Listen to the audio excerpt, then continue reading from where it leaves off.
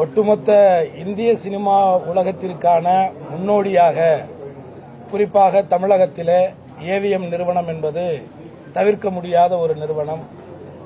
அந்த காலகட்டத்திலே இந்தியாவிலே பல மொழிகள் இருந்தாலும் அத்தனை மொழிகள் சார்ந்த திரைப்படங்களை எடுக்கக்கூடிய ஒரு இடமாக இந்த ஏவிஎம் நிறுவனம் நிலவியது என்பது மறுக்க முடியாத ஒரு உண்மை.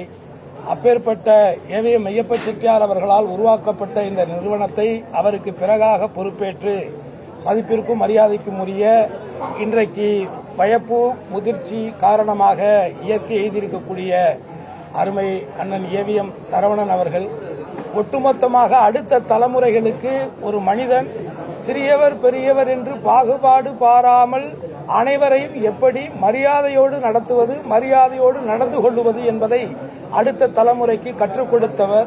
மிக எளிமையானவர். ஒரு சாதாரணமாக தன்னிடத்திலே பணி செய்யக்கூடிய வேலையாட்களை கூட வாங்க போங்க என்று அழைக்கக்கூடிய ஒரு பெருந்தன்மை மிக்க ஒரு மாபெரும் மனிதர்.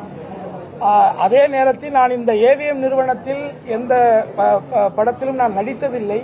ஆனால் முதன்முறையாக நான் ஒரு பாடகனாக இந்த சென்னையிலே இந்த ஏவிஎம் நிறுவனத்திலே தான் அன்றைக்கு நாட்டாமை என்கின்ற படத்திலே அதனுடைய தலைப்பு பாடலாக நாட்டாமை பாதம் தொட்டா நல்ல வெல்லாமை விளையுமடி என்ற பாடலை இந்த ஏவிஎம்மிலே நான் பாடிய பொழுது மதிப்புக்கும் மரியாதைக்கும் உரிய அண்ணன் ஏவிஎம் சரவணன் அவர்களை நான் சந்தித்து ஆசீர்வாதம் பெற்றேன்.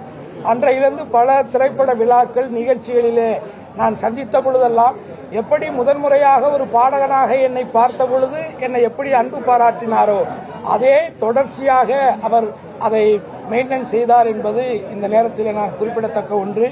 ஆகவே அன்னாரை இழந்து வாழக்கூடிய அவருடைய குடும்பத்தாருக்கும் ஒட்டுமொத்த திரை உலகத்திற்கும் எனது நெஞ்சார்ந்த இரங்கலை தெரிவித்துக் கொண்டு ஒரு நல்ல ஆத்மா நிச்சயமாக இறைவனிடத்திலே சாந்தியடையும் என்ற நம்பிக்கையோடு என் குடும்பத்தாரின் சார்பாக என்னுடைய ஆழ்ந்த இரங்கலை தெரிவித்துக் கொள்கிறேன்.